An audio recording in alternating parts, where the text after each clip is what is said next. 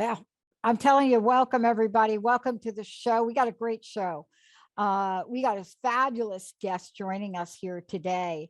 Um, but I don't know if we could start the show without taking a moment, Mark, Yes, right? You want to say a little bit? I do. Mm. Ukraine is now in the third week of its heroic resistance against the Russian invasion. And, military analysts expected Ukraine to crumble within days, but they have rallied behind President Zelensky. The resistance is nothing short of heroic and valiant. And Zelensky, I watched his speech to the British House of Commons the other day. It brought tears to my eye. He was Shakespearean, and he paraphrased Winston Churchill's "We will fight them." He said, "We will fight them in the forests. We will fight them on the beaches. We will fight them in the streets." And to see every member of parliament on their feet, clapping and cheering. And I've spent a lot of time in Britain. I spent a great deal of time in Winston Churchill's War Room, which they just Mm. opened up about 25 years ago now. Yeah. And to see where he was conducting operations during the Battle of Britain when everybody thought all hope was lost, and they rallied behind that leader. And it is just amazing. And our hearts, our minds go out to the Ukrainian people. Interesting. I've had a couple people say that, yes, we're praying for the Ukrainians, but we should be praying for Putin because he has no love in his life. Hmm. And I want to get you guys' take on that in a moment, because you're both in the psychological field, but there may be hope. I found a breaking story just about an hour ago on Russian state television, which is essentially a propaganda arm of the government. Russian state television goes off message by denouncing the Ukraine war. And a journalist, she said, her name is Karen Shakhanazarov, a filmmaker and state pundit, said that this conflict in Ukraine risked isolating Russia and is even worse than Afghanistan. And she said, I have a hard time imagining taking cities such as Kyiv. I can't imagine how that would look. And then the host of the show immediately cut her off. But to see Russian state television calling upon Mr. Putin. Now, Russia, and I've spent a fair amount of time in Russia. The Russian people are amazing. They're brilliant. They're scientific, artistic, literary, their cultural achievements. I've actually been asked backstage and met members of the Bolshoi Ballet. Bombing a maternity hospital and bombing schools is beneath the Russian people. And I don't hold them at fault. I hold one person at fault for allowing that to happen. And Dr. Pat, I want to ask you, as a psychologist, would you say that Mr. Putin is a person filled with love, or do we feel that there are some issues that he is seeking some warped sense of validation? We could spend a whole show on, and I think our guest William Peters probably would join in on this with me for a minute, because we can spend a whole show, and there are many people in my field, and I think, William, maybe you might agree with this. When you're looking at people that some people in my profession classify as nothing short of NPDs. Now, we're not talking about NDE, right? Right? Or S, we're talking NPD, right? Has nothing to do with death, kind of, because it's a sort of death of the soul. And we're talking about narcissistic personality disorder, not like throwing the words narcissist around. That is not what we're saying here. That is like an overused term that caught on in our pop culture by a whole bunch of people that really don't understand the impact of it. But when you're talking about somebody that has this sociopathic, psychopathic edge, let me call it, because I must have the caveat before Facebook pulls us. I'm not treating him. I just have to say that. None of us here. Right. There's not much you can do, to be honest with you, when you're working with people that have to be fueled by ego. And now we don't have number 45 to fuel his ego now, and there's nobody in his way. I mean, this is the highest pathway for a world leader if you were to consider that. Putting that aside, I just don't get how in our day and age, psychology or no psychology, I just don't get in how our day and age, any country is allowed to do that. That's really the shock for me. It is, Yeah. and And our well, hearts have to go out to what's going on out there. I mean, Our hearts have to go out to it people. is, and I've been to war zones in Southeast Asia, and when I was in Peru, and William spent a lot of time in Peru as well. When I was in Peru, a third of the country was under the control of a communist insurgency, the Shining Path. And then when I was in Southeast Asia, I was at a refugee village of Laotian refugees, which was on the Thai border.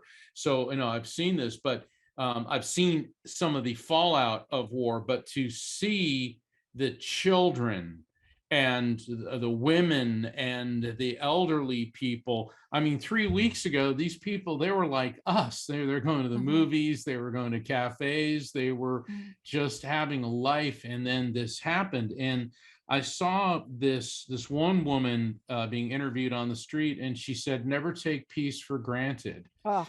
And I've done readings for people who lived through the London air blitz. They were elderly, and once again, we could do a whole show on that. So yes, our hearts definitely go out to the people of Ukraine in this heroic struggle.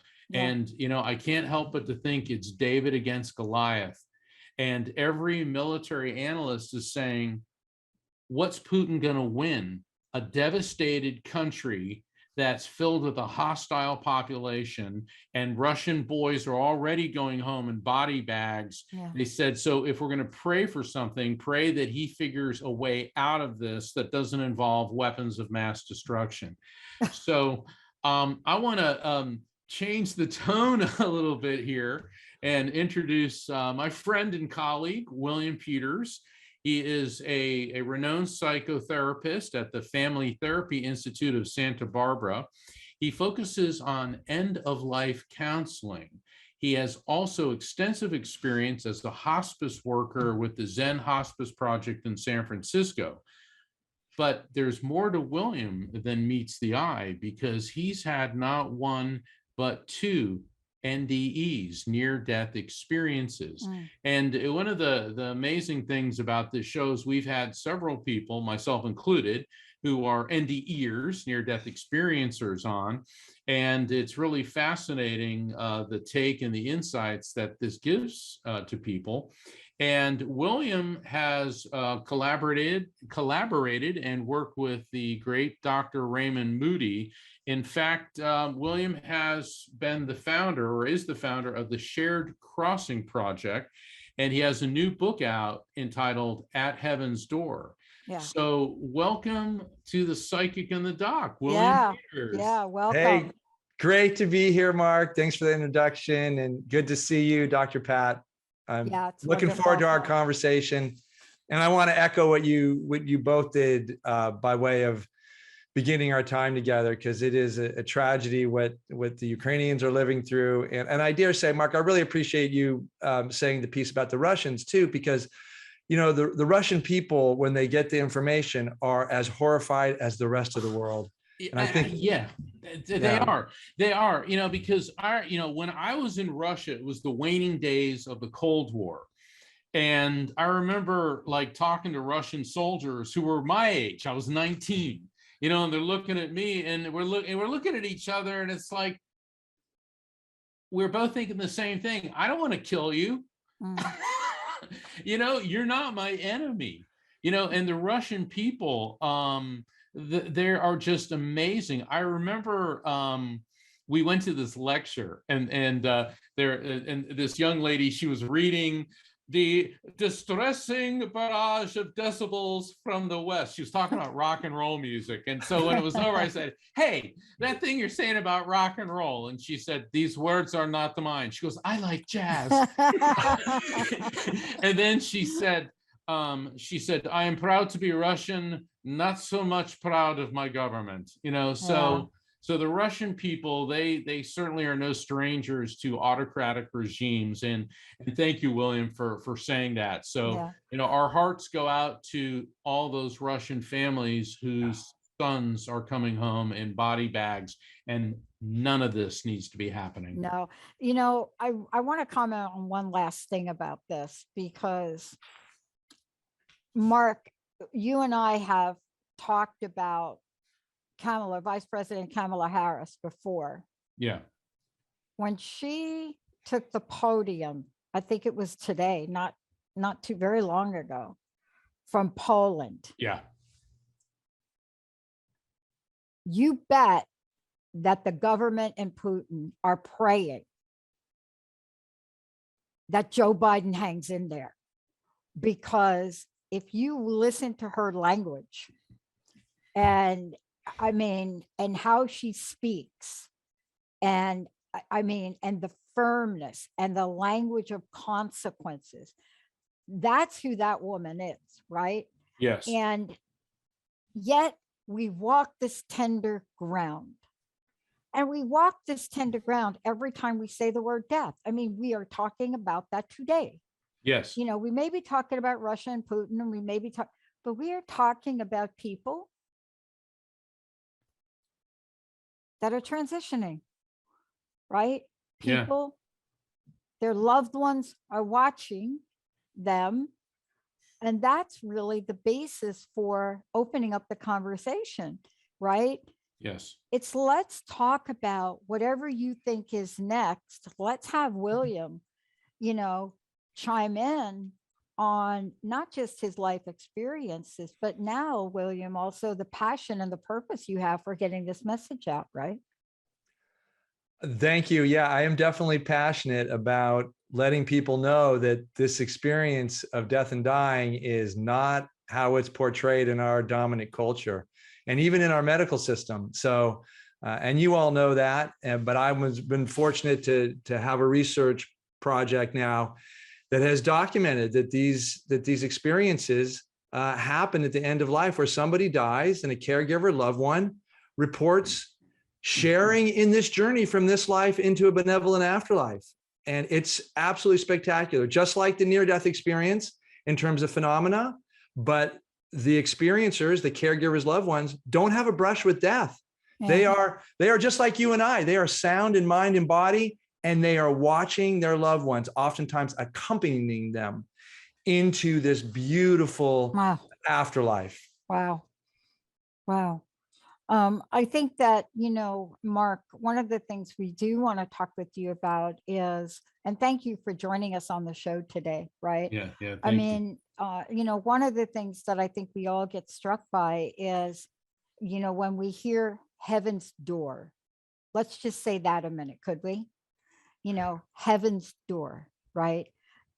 Who doesn't have an image of that? Maybe you think it's like oak with like gold and brass handles, or if you're me, you think it's gold with right? So, but just by saying it, it just has people rise up. Yeah. Isn't it fascinating that if you said heaven's door as opposed to death and dying, it's like a different energy in our world? Very different and very different. And, and I get this question asked a lot, like, why do you use the word heaven? Isn't that kind of laden with, certain religious overtones? And I said, I do think it has, a Judeo-Christian overtone to it. And yet everybody around the world, every great wisdom tradition has a notion for a benevolent afterlife. Yeah. Call it heaven, call it, a particular bardo, whatever it is, this notion exists. And I apologize to those for using heaven if they think it's a little culturally narrow, but it does work because it does describe the experience that is the culture that I grew up in. And I wanted to start there. Well, yeah, you know, I love that you did too, because heaven, haven, right? I mean, no matter potato, what we're talking about is some view that different cultures have of another place, another space, another energy, another, you fill in the blank, right? Yeah. Mark, sorry. Well, no, it's, you know, we have to realize too that heaven is a word to describe the transition into infinity. And, you know, I hear people, there was controversy, I think it was about 2 or 3 years ago, about some professor getting fired because he said that Allah is the same as the Judeo-Christian God. And people are like, no, he's not, no, he's not. Well, Allah is simply the Arabic word for God.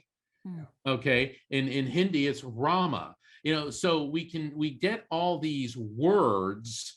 And, you know, heaven, and like William said, it's a benevolent afterlife. Some people call it paradise. The Chinese call it the happy valley. The Greco-Romans call it the Elysium fields. But we're all talking about the same thing. It's sort of this, you know, Club Med that you don't have to pay for, you know, as opposed to hanging out in a garbage dump, which is, you know, planet Earth oftentimes.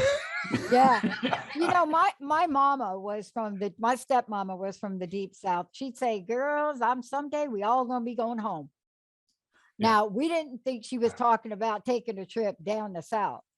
But she would say, yeah, we're all gonna be going home. That's where we started. That's where we'll be going. That was her version of it. And I always found that interesting. I must say, it took me a couple decades to realize what she was saying, but that's what she meant. You know, I was having lunch with my mentor, Father Sonny, and I've quoted him in a couple of my books, and he was hilarious. We were joking about heaven. You know, like he said, well, there's Jewish heaven, there's Catholic heaven, there's Protestant heaven. I go, what do you mean? He goes, well, Catholic heaven, you know, there's bingo and gambling and drinking. You know, he goes, Protestant heaven, they don't get to do anything, but they're happy. And he goes, Jewish heaven, he goes, hey, you know, your credit card's got an unending limit. I mean, he was joking, but he was making the point that everything is about love and that we all create these points of reference to describe what we in a finite state is essentially undescribable. Now, I'm gonna, William, if you would, could you explain for our audience, and you know, we have a smart audience, okay? We have a worldwide audience, we got a really great audience, but there may be some people who are not familiar with what a near-death experience is. So let's start there. What's a near-death experience, AKA NDE? Yeah. So a near-death experience occurs when somebody has a brush with death. Yeah. And they're reported, you know, in hospitals where people are having medical procedures. There's a good deal of research by Pim von Lommel in Europe, who talks about people having these cardiac surgical procedures, and about 18% of them will report having these near-death experiences. And the experience usually is something like, you leave your body. You can actually, in some of these, everyone's unique, but the dominant features are you see yourself, your physical body down below. You often go to the light. You can have a life review. You can see deceased relatives. There's a whole, you know, option of really wonderful features to be experienced. So, but I should be clear, near-death experiences can also happen. They can be stress-induced. We know that there are people that have these experiences with no physical apparent brush with death. It's more psychological. And these are coming out more and more, these trauma-induced near-death experiences. There was some disagreement about whether they should be let into the club of NDEs, but I think I don't mean to laugh, but I know. I mean, no, that is really true, because, you know, I'm so glad you brought that up. We did an interview a couple of weeks ago, I believe it was, where the person we were speaking with at the time had an experience very similar to mine, but yet it may not get you in the club. The fact that you pass out, you don't remember anything, and you find yourself on the way in an ambulance hooked up to things, may or may not qualify, but you're so very different the next day. Yeah. Right. And, Yeah. what I love about this is that we're kind of becoming like a little bit more open-minded, I think, maybe. Yeah. Do you I, think we I are? mean, yeah, I think Mark has been with the near-death experience Yeah. community, IANDS, for a long time. He's a real Yeah. kind of pillar of that community. And I think, Mark, I think you'd agree with me. There's been a loosening, a more inclusive movement over the last few decades to allow these experiences in. And I'll be really clear here. The research by the leading researchers in this have really phenomenologically corroborated that these are having the same experiences. I'll say for myself, I had a high-speed skiing accident. I crushed my spine. They saw that I had severely fractured my spine. But when I talked about my near-death experience, even a couple of decades ago, I have this in 1979. There were people that said, well, you might have just, had trauma and gotten dizzy. And, and I think, no, I've read the research. I know where I stand. But this is different. I think we're really. Oh no, my spiritual experience is more spiritual than yours. Well, and I'm glad that you brought that up, because we also have to realize, and is that this whole field of study, near-death experiences, as we all know, have been documented for thousands of years, but it's only been in the last 50 years that the scientific method has been applied to it. And William, you're part of expanding this understanding, because what you're talking about, like with your skiing accident, see, I think the traditional at that time NDE was you had to flatline, you had to die, be resuscitated, go to Happy Valley, Elysium Fields, etc., etc. Okay, but now we're seeing situations like yours. And Evan Alexander, we had him on the show, where he wasn't physically dead, but he had an NDE. And then there's it wasn't really even NDE, it was an OBE, an out-of-body experience. And it's like, but we're seeing the same phenomena. So I didn't mean to cut you off, but okay, so tell us about that NDE. And I'm curious to hear about both your NDEs. Well, yeah. So my second NDE happened when I was in the ICU. I actually come in through the emergency room because I had what they call petechiae, dots all over my body that looked like pinpricks of redness, which I later found out was that my platelets were crashing and I was starting to drown in my blood. I woke up on the ceiling of the intensive care unit at Kaiser Hospital, Oakland. And I was listening to the nurses talking about the patients in the ICU, and they talked about this one guy who was, 30 years old, really healthy, no real past history. And I go, that's interesting. I kind of move my consciousness over, take a look at that. I go, oh my gosh, that's me, but I was up there floating around for, I think, 2 to 4 hours in the middle of the night. And what's so interesting about that experience is that I was, until I connected myself to my physical body in that ICU bed, I was a free range, roving about consciousness with all these observing functions, but I didn't have an identity. It wasn't until the nurses, connected me up to, bed number 3 and William Peters that I realized, oh my God, that's me.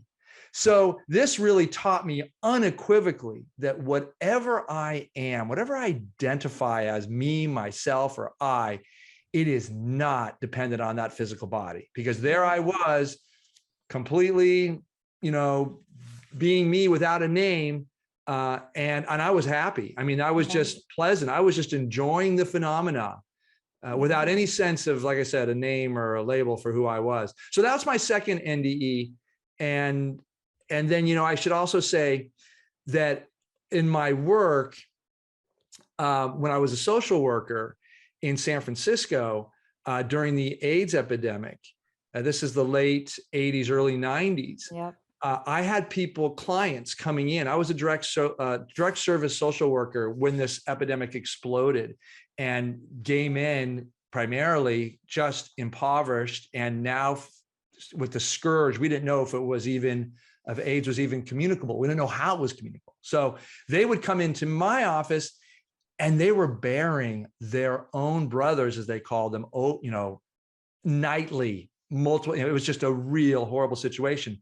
But I heard about these shared death experiences, and one in particular from Brad, who I was quite close to as a client, because he was a very sophisticated man. He helped these communities deal with death and dying. He was basically a psychopomp, and that's a skilled man. And he came into me one day and described this experience where he said, "Oh yeah, we were gathered all around Randy last night, and at the moment of his death, he rose above us in a beautiful cylinder of light and looked around at all of us and said, 'Thank you.' And he was healthy and radiant and happy.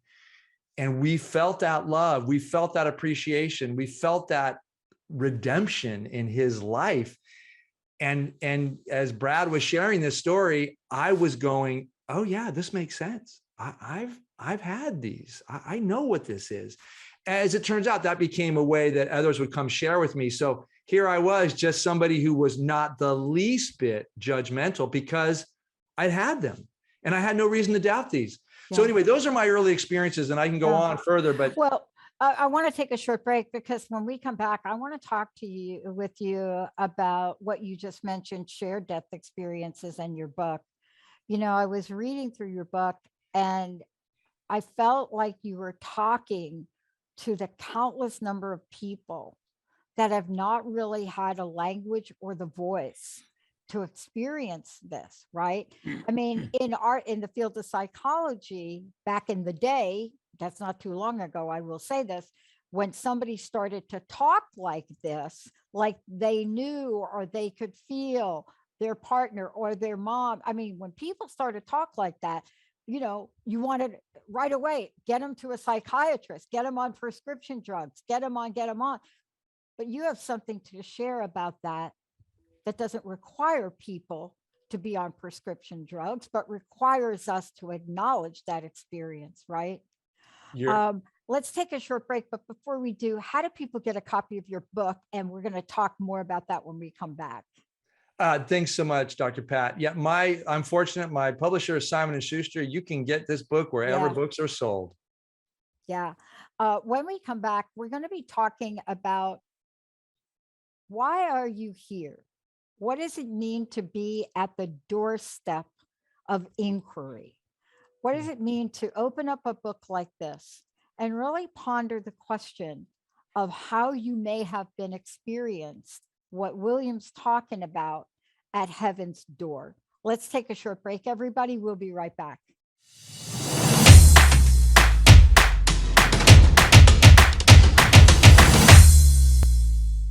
Hey, everybody, welcome back. And we're really excited to have all of you meet, if you haven't met him already, William Peters. And by the way, we are talking about this phenomenal book, At Heaven's Door. And that's what my mama, I think, mentioned. I know she meant like, oh, girls, we going to be going home. But I want to make sure people know this book is available everywhere. So let's just make sure everybody knows that. They can just Google that. It's very easy to find. But before the break, I was really struck by what you had said, and many people may not have picked up on it when you talked about SD, shared, right?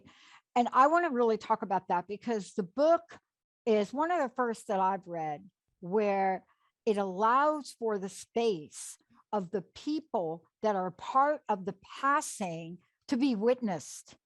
And so often they're not. People don't believe the experience they're having, right? And yet it's so special the way you describe it in the book. My gosh, what have you found are the results when people feel heard and saw or seen from having this shared death experience? Yeah, thank you, Dr. Pat. I mean, I find the phenomena to be spectacular, as we know, but I would not be doing the work that I'm doing but for the phenomenal therapeutic and healing benefits when the experiencers can be affirmed in their experience. And what we see is, when they come into my office, and this is what I specialize in. So I have people call me now from all over, and they'll just want to know, hey, I want to know if I had one of these, can you help me? And I'll talk to them, and invariably they start out very hesitant, like, they don't want to be presumptuous that they've had this experience, or they're maybe even doubting themselves. And as they start talking, and I say to them, well, the experience you're having is very much a shared death experience. And I say, now that you know that, I want to ask you, what does this mean to you? Like, what does this mean for how you see yourself, how you see life? You can talk about how you see death, but it's really about how you see life. And what I hear over and over again is, and this is in the research now, the vast majority report that they know that their departed loved one is alive and well in a beautiful, glorious afterlife. They know that they'll see this person again, and their fear or anxiety about death and dying is largely alleviated. Yeah. And they also come back with this sense that they have a greater understanding for the purpose of life in general. Like, they get an understanding that this human life we're all having here fits inside a larger existence, if you will. And they also feel that because of this experience, they have an insight into what they're supposed to be doing with this life. And that's spectacular. All this points to a much more meaningful grief and bereavement process. We call this, as you know, a reconciliation of grief is far more imbued with meaning and purpose and understanding. Not that you don't miss your loved one. We always miss our loved ones. But with the shared death experience, you understand that it fits inside a larger plan, that there's a kind design behind all of this, and death is a natural part of life. And that, like I said earlier, you're going to be reunited at some point anyway. And so you might as well just accept the terms of this and make the best of your life while you're here. Yeah. We talked at the beginning of the show before we went on air. And if any of the listeners would like to call in and share your shared death experience, the number is 1-800-930-2819. So we are taking calls for you to share your NDE or your shared death experience. 1-800-930-2819. William, that's a really important point about people understanding that their loved one has transitioned to this higher frequency, because I think that's the number one fear in death and dying, is that someone that meant so much to you has just ceased, has just become nothing, disintegrated, the void. And I think that, well, I don't think, I know, certainly as a medium, because I facilitate communication with people with their loved ones here, but for people who are not mediums, for people who've never had these experiences or any of the education or the background that we do with this, and then they have front row seats to a visit to the other side. I can't think of anything which would be more enlightening, more empowering. My grandmother, she was 95 when she died, and my Uncle Joey was taking care of her. And before she died, she was in a non-responsive state, and she opened her eyes, she kissed him, and she had him bent over, she kissed him on the cheek, and she said, "I'm going home now." And then she let go. And so she was having that deathbed vision, which is the start of the SDE. So I think that bringing this awareness is incredibly healing and empowering. Yeah, I want to ask you a question around this as well, Mark. Piggyback off that, William, for you, because I have battled for a decade. I don't do it much anymore, but I have battled in my profession for the case of Elizabeth Kubler-Ross, who wrote the 5 stages, was never meant. So this was my argument, was never meant for the living. And, people would ask me, why are you arguing that? I said, because if you apply, and she said it, this is when your death is imminent, these are what you go through. Like if you're dying, this is for dying people. But the profession wants to pick these up and apply them for people that are living. And I think when you do that, we diminish the shared death experience because it is explained away by the model that she presented, which was never meant for living people. That's a really good point. Yeah, she spent a lot of time studying point. near death, and I mean the scandals around her. Of course, she was acknowledged in the end, but I've often thought, does her model, can it be superimposed on the living? Yeah. And I think maybe, but what does it cut out in the thousands of years that there were ceremonials around death by the living? Do you know what I'm saying? I mean, people just didn't die back in the day. They had like celebrations. They had like river things they did. I mean, this was like a thing. Well, Dr. Pat, you have Italian heritage. I have Italian heritage, and and I see like in my grandmother and then great grandmother's day, when a man died, his widow would wear black for a year. I mean, obviously they've gotten over that in Italy with the, Gucci, Versace, and it's like, I'll wear black for a day, and then we're going to, but the thing is, that was also very empowering for those people because, grief isn't something we get over. Now, the three of us have a different take on grief and a different take on dying. And I'm not suggesting for one nanosecond that we're immune to the pain of losing a loved one. We can talk about, and I've perceived the other side on, almost a daily basis. William certainly has, Dr. Pat has. And yes, it's wonderful, but it still hurts when people that we love die. And the understanding of the afterlife through an SD, through a shared death experience, and through spirit contact in the various forms is part of an integral approach to coping with loss. But people still need to go through the actual grieving process. They need to cry, they need to feel, and denial is not just a river in Africa anymore.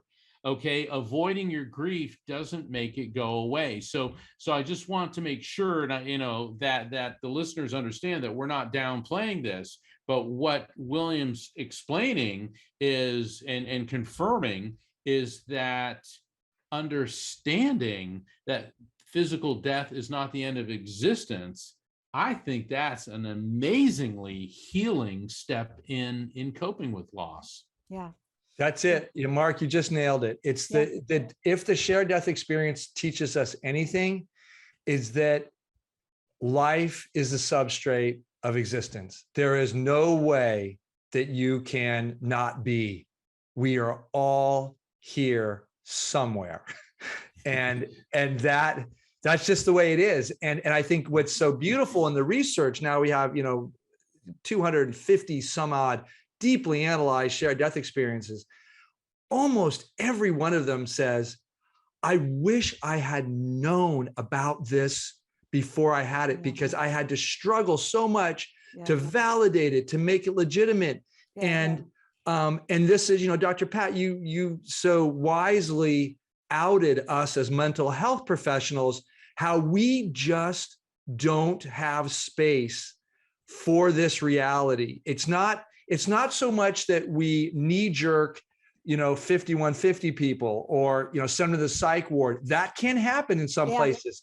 But what we don't do is we don't say, hey, you just had a gift and I want to help you process this, integrate it, really get the therapeutic benefits of it, because this experience will transform you and everyone in your family. Share this story. And what we find, sadly, is when we're interviewing people and I'm talking to them clinically, I'm often the first or second person. And if there's been more than two, they've been rejected and shamed by one of them or doubted, so we need to get the word out. I mean, that's the mission of the Shared Crossing Project. No, that's what I think. Yeah. I mean, I was really touched by part of the book where I think you were talking to Maria or Marie. I believe that was her name. And you had tried to express condolences. I'm sorry for your loss. And she actually didn't answer you. And then finally, I think after, what did you do? Rephrase it like 4 times or something.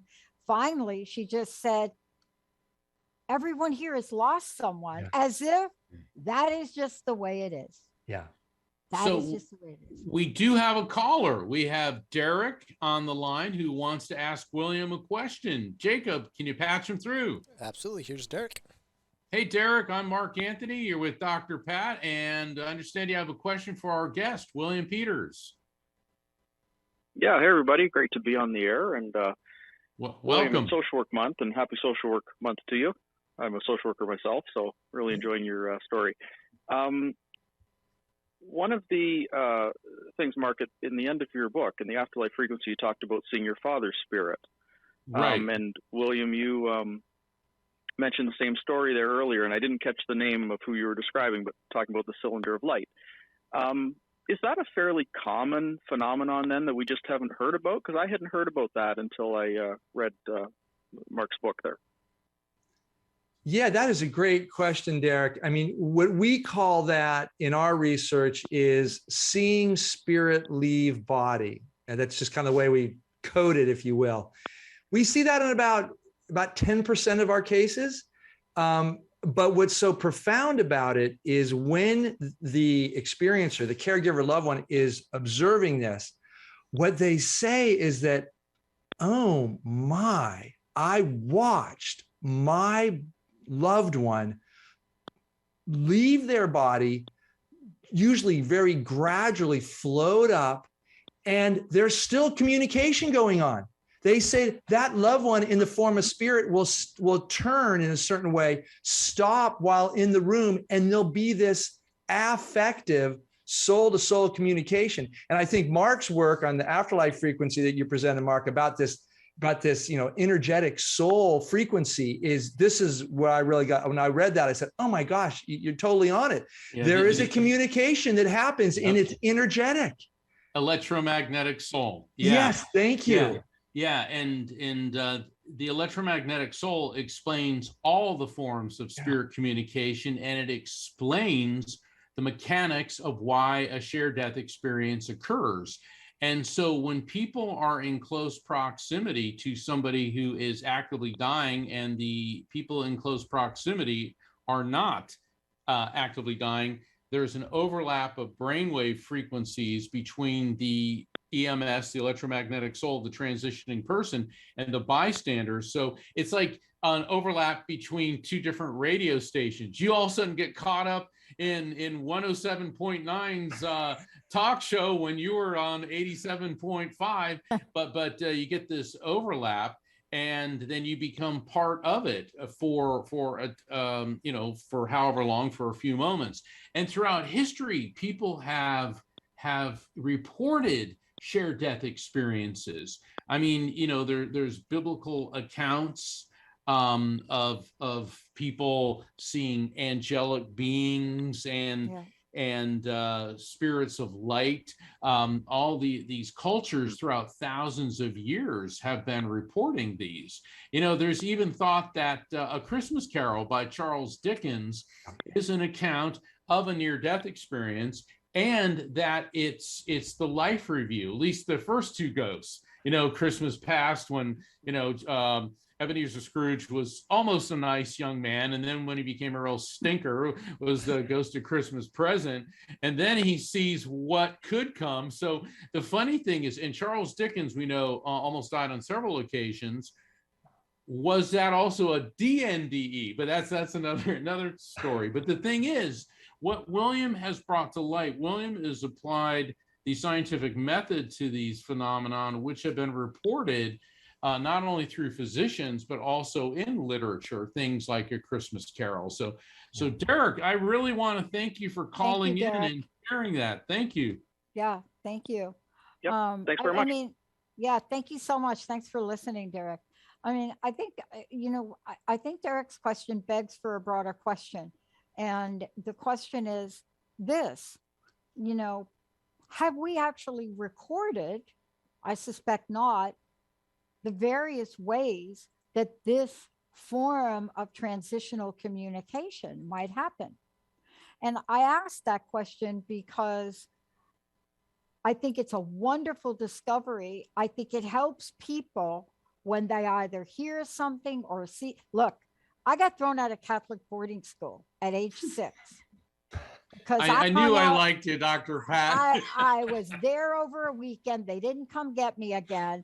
And I'm looking at the night station of the cross, and I'm a little kid, shouldn't even be in there. And I pull on Sister Michael Anthony and I said, hey, I just saw my mother's up there with Jesus. Jesus just told me my mom, she's okay. She's with me. Okay. Grabs the hair, grabs the ears, drags me to Mother Superior. And you walk in and Mother Superior's got her head down and Sister Michael Anthony is screaming that I'm lying again. And lo and behold, what was the note that Mother Superior had? And what I love about that story, which was to this day, I've never changed it, was how many ways might there be? This is not my field of study, but I wonder how many ways might there be that our loved ones or others are transitioning and leaving messages for so many people, and they don't know what to do with it. Now, clearly, I had a stepmom from the South, and she was with my dad, and there's no way that she was going to make me retract this, because that's what I was supposed to do. Like somebody slipped me a note in the middle of church. No, that didn't happen. But I wonder, William, from your perspective, and Mark, how many ways might there be that we haven't even touched upon yet? Well, this is a great question because, my organization studies not just the shared death experience, because we really started with that. And then all of a sudden we got all these people calling us about these other experiences they're having. So I actually created this spectrum of end of life experiences that has, end of life dreams and visions we know pretty well. Yeah. But there's a whole host of other forms of after death communication that happen anytime after a death. But I have charted them out so you can see certain types of communication that happen in proximity to an actual death. But you're right, the communication is there in a myriad of forms. And I think most of us, not because we're not smart or not because we're not even aware, it's because we aren't allowing the growing science, let alone the deep spiritual traditions, tell us that these experiences happen. They're not just for saints and super spiritual people. They happen to every people like you and I. I mean, we're pretty special, but they can happen to anybody. Not when I was 6. No. Yeah, exactly. Right. Well, I went to Catholic school as well, and I'll never forget there was this. It was during religion class, and this nun was teaching it, and she was just this really angry, frustrated woman. And she said, "You have to love others as you love yourself." And this one girl raised her hand and said, "What if you hate yourself?" And the nun smacked her in the face and goes, "Jesus loves you." 30 years later, she's in my office as a client for DUI, driving under the influence. And I can only wonder, how many times did she explain what happened to her to a psychologist? Yeah. And so, and I know that's kind of departing a bit, but it isn't, because what Dr. Pat, you're saying is absolutely correct, is that traditional religions and what, William, you've seen, oh, you can't believe that. You can only believe, in other words, there's only access to the divine through our clerics, our scripture. Oh, and by the way, give us 10% of your income. And that's the only way that you can do it. And I recall when I was in Japan, I had a discussion with a Buddhist monk, and the Japanese, you can be a member of more than one religion in Japan. Pretty much everybody there is Buddhist, some form of Christian, and Shinto. and they like it all. And I asked him about that, and what he said to me is, as many people as there are in the world is as many paths to God as there are in the world. And then I come back to Florida and I hear, well, there's only one way, and it's like, I kind of defer to that monk. And William, that's what you're talking about too. And what Dr. Pat's question was, there's a whole myriad of these I think in your book you have Liz and Nicholas. There's a story in your book that I had to read a couple times. Like, did he really say that Liz continued to feel Nicholas for presence for years? We don't even have that concession because we don't think it's related to the death, right? We have a story that says it's related to some after death visit, but what if the process began during the transition? Yeah, exactly. Right? Pat, you're also, as you're talking, it's making me think of this. Really, it's a therapeutic model I use for grief and bereavement. It's called continuing bonds.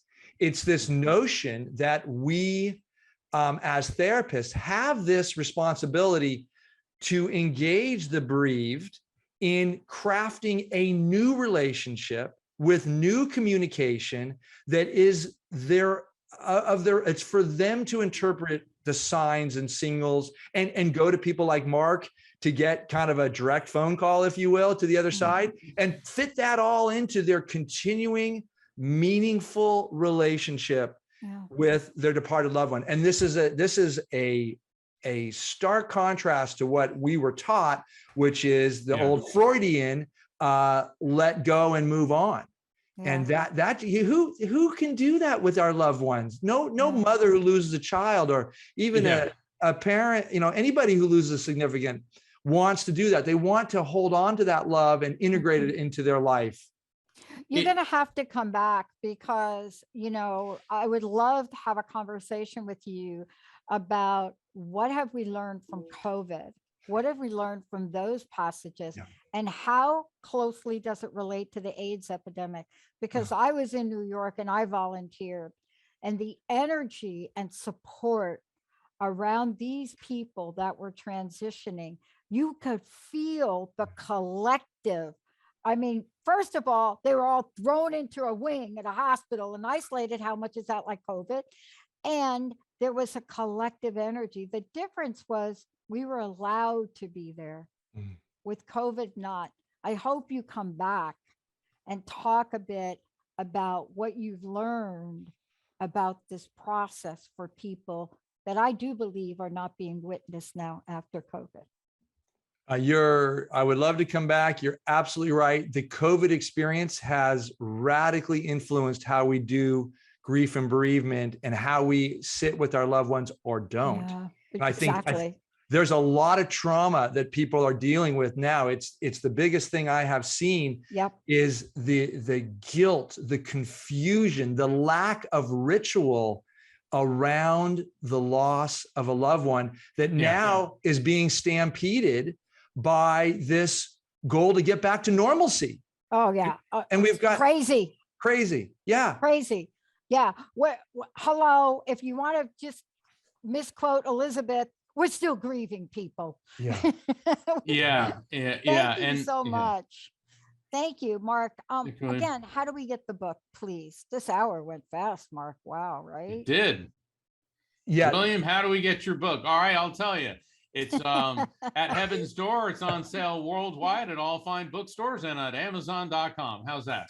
Beautiful, Mark. I want to congratulate you for the way you did this book, for the way you wrote this book, because people just take this from me. When you read the book, you will become part of the story. That's how well written this is.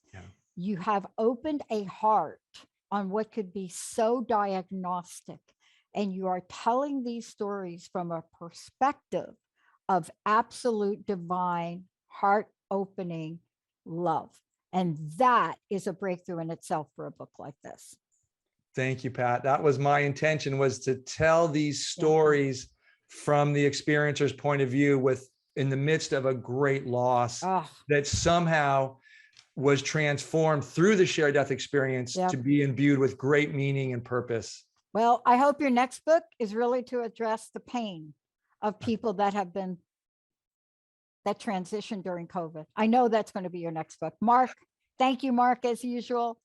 Thank you, William. I hope you will come back. I want to thank all of you for tuning us in, turning us on. Jacob, again, thank you. All of you out there, please read this book. Your heart will open.